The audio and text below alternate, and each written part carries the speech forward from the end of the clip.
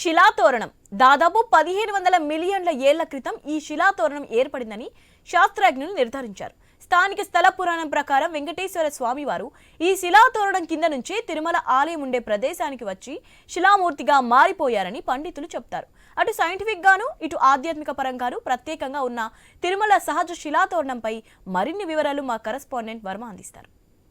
శేషాచల కొండలు ఆధ్యాత్మిక నిలయాలే కాదు, అనేక అద్భుతాలకు కూడా కేంద్రాలు. అలాంటి ఓ అద్భుతమే తిరుమలలో ఉన్న సహజ శిలాతోరణం. కేవలం ప్రపంచంలో అమెరికా, లండన్లో మాత్రమే ఇలాంటి శిలాతోరణం ఉన్నట్లుగా భూగర్భ శాస్త్రజ్ఞులు కూడా అంచనా వేయడం జరిగింది. ఆ తర్వాత మూడవది తిరుమలలో ఉన్న శిలాతోరణంగా కూడా గుర్తించారు.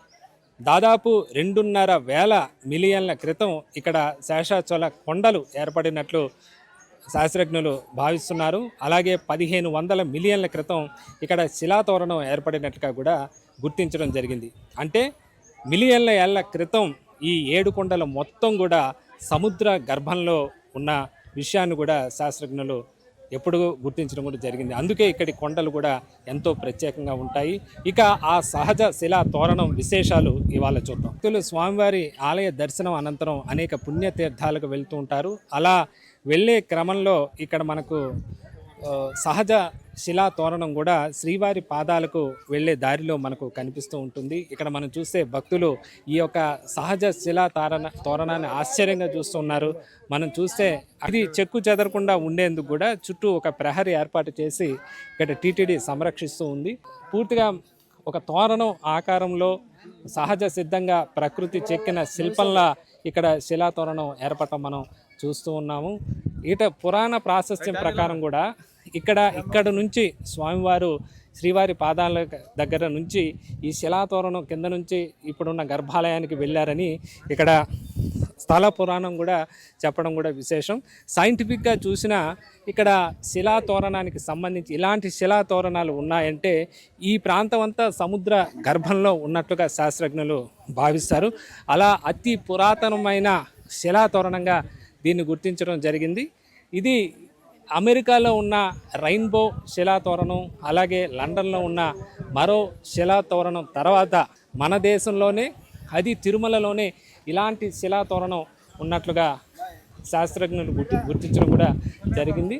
మనం ఇక్కడ చూస్తే చాలా అతి పురాతనమైన శిలల మధ్యలో సముద్ర గర్భంలోని ఈ అలల తాకిడికి ఈ శిల కింద ప్రాంతం పూర్తిగా అది కొట్టుకుపోయి పైన ఒక ఆర్చ్ మాదిరిగా ఒక శిలాతోరణం లాగా ఇక్కడ ఏర్పడటం జరిగింది. అందుకే దీన్ని టీటీడీ ప్రత్యేకంగా దీన్ని సంరక్షిస్తోంది.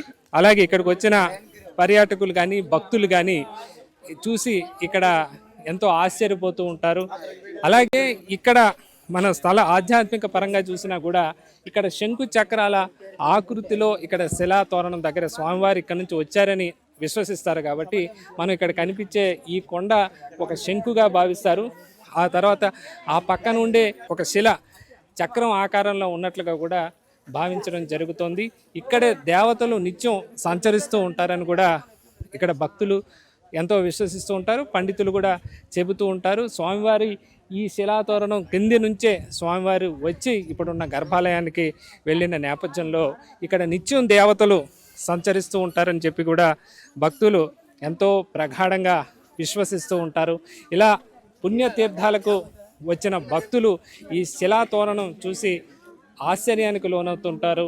అలాగే వాటిని సెల్ ఫోన్ల ద్వారా బంధించుకొని ఒక జ్ఞాపకంగా బదిలీపరుచుకుంటారు. గతంలో ఈ శిలాతోరణ ప్రాంతం అంతా ఓపెన్గానే ఉండేది. అప్పట్లో భక్తులు ఇక్కడ కూడా వచ్చి ఇక్కడ ప్రత్యేకంగా పూజలు చేసి వెళ్తూ ఉండేవాళ్ళని చెప్తారు. అయితే తర్వాత దీన్ని సంరక్షిస్తూ ఉండటంతో పూర్తిగా రక్షణాత్మక ఏర్పాట్లు అయితే చేయడం జరిగింది. అత్యంత పురాతన శిలలుగా ఇవి చెప్పుకోవచ్చు. ఈ మొత్తం తిరుమలలో కొండలంతా కూడా ఒకప్పుడు సముద్ర గర్భంలో ఉండడంతో అలల తాకిడికి ఈ విధంగా ఈ కొండలు ఆకారం నెలకొన్నట్లుగా కూడా చెప్తూ ఉంటారు.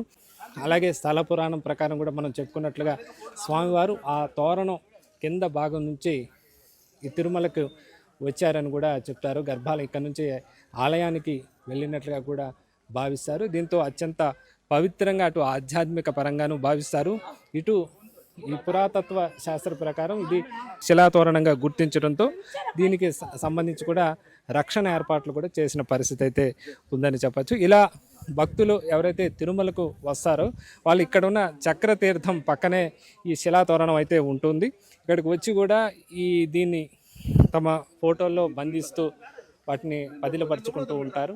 అలాగే ఎంతోమంది భక్తులు కూడా నిత్యం ఈ శిలాతోరణం చూసేందుకే కూడా ప్రత్యేకంగా ఇక్కడికి వస్తూ ఉంటారు. ఇది ఇక్కడ తిరుమలలో శిలాతోరణానికి సంబంధించిన విశేషాలు. కెమెరామ్యాన్ వీరయ్యతో వర్మ, ఐ న్యూస్, తిరుమల.